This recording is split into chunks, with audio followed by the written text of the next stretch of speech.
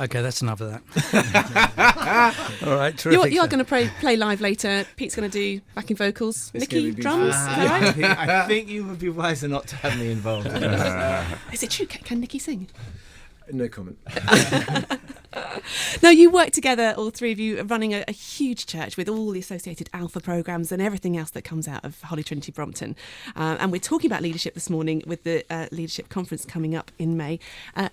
Pete and Tim, I wanted you to spill the beans. Nicky's style as a leader. What's the best and worst things about him? Yeah. Nicky, you'll get a chance to have your own back. He's looking worried. Who's been working longest, Tim? I've nearly got my 10-year badge. No, I think Nicky. Obviously, it's awkward with him sat right here. But should we send him out? There's no one else listening. Get off your knees, Tim. Come on, stand up like a man. In all seriousness, I've worked with lots and lots of leaders around the world, but Nicky, I think, is incredibly unique.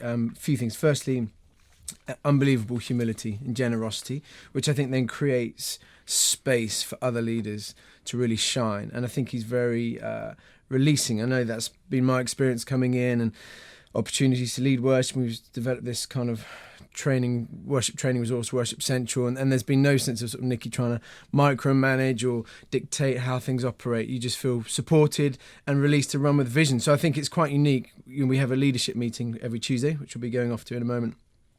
And sitting around the room are some of the most incredible leaders I've worked with, who Nicky somehow can hold together and encourage and release. And I think that takes humility, but it also takes someone who's very secure and releasing. And I think that team model of leadership has really inspired me. And I think that's one of the great gifts he brings to HTB. And a bit of a talent spotter, almost finding people who are gifted and letting them go. Go on, Pete, your chance. Well, you sort of meet different leaders and high-profile people, and my experience, sadly, is often they're very impressive when you first meet them. The longer you spend with them, the less impressive they can become.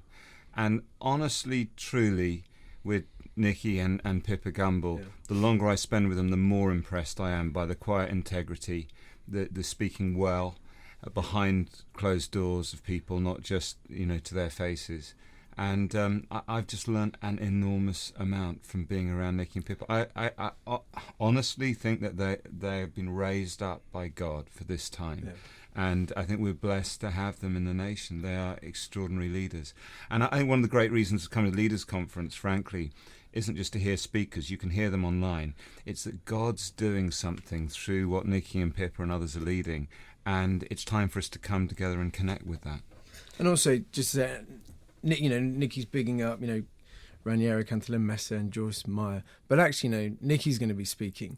And he's one of the people who's leading this incredible movement. And, I want to be there because I love hearing what he's learning. And, I think that's going to be hugely important for leaders to, get involved with.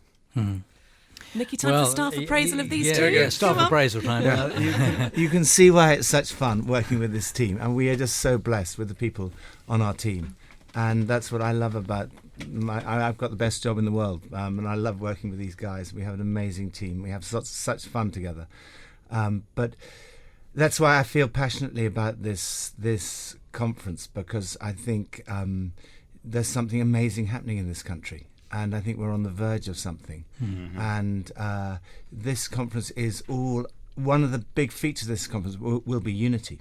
And we've got people from all spectrum of the church coming together. We have the head of the Catholic Church in this country speaking, Cardinal Vincent Nichols. We have a mystery guest coming, and there's going to be amazing unity across the different parts of the church, having Joyce Meyer and Father Raniero Cantalamessa on the same platform. They've never spoken on the same platform before, and I think they're both very much looking forward to hearing each other. And I think there will be something when brothers and sisters dwell together in unity, God commands his blessing. And we've seen that over and over again. And I think this conference is going to be such a display of unity that I just can't wait to see God's blessing. Just as an aside, Nicky, I'd say 50% or more of the ministers that I know have been or are broken people because of the difficulty of the job, the difficulty in running a church, the pain and problem that they bear of the people whom they serve. How do you guys manage to remain so upbeat all the time? Well, I think that's one of the reasons that we do these kind of events, is because the way that we encourage one another is by coming together and hearing the stories and saying, oh, actually, we're not alone. Look, there are 8,000 people gathered at this event who love one another, who are excited about what Jesus is doing in this country. And then you begin to feel healed and restored and filled up and equipped to go back and deal with the challenges of any leadership. Is challenging. Yeah. Criticism is very easy. You can sit on the sidelines and criticize. That doesn't cost anything. But to get involved in leading and making a difference, that always opens you up to challenges and difficulties. But that's the challenges of the arena, and that's where that's where things are changed. So yes, this could be a healing process coming together like this. Yeah. It heals, equipping, restoring, and envisioning again about what's happening. I think we're at a really exciting time in this nation, and I think this conference is going to be a really strategic moment. As you say, leadership of any kind is challenging, particularly when you're in the great battle, as some like to call it. What have each of you learned from the different things that you've led about how to face challenges, specifically in leading church or leading Christians? Pete, you've spoken very vulnerably about some of the challenges you and your family have faced in the past. What have you learned? How do you keep on keeping on?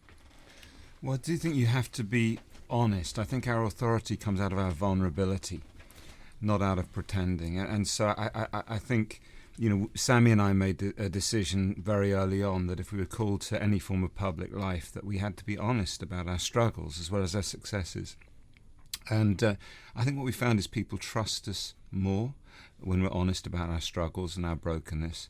And, I think as well, there's a wonderful opportunity that as we struggle, we can help others as they struggle, because they know that we perhaps understand. So, of course, there are all sorts of challenges. And, Tim, how do you face challenges in a nutshell? I think for me, family, friends are so important, to have people around you to share the load. You can't do this on your own. I don't think sort of Lone Ranger ministry works. So when you have people to share it with, and then also just finding your anchor and your security in Christ, that daily routine of coming before him, looking to him, being refreshed, replenished by him is so important.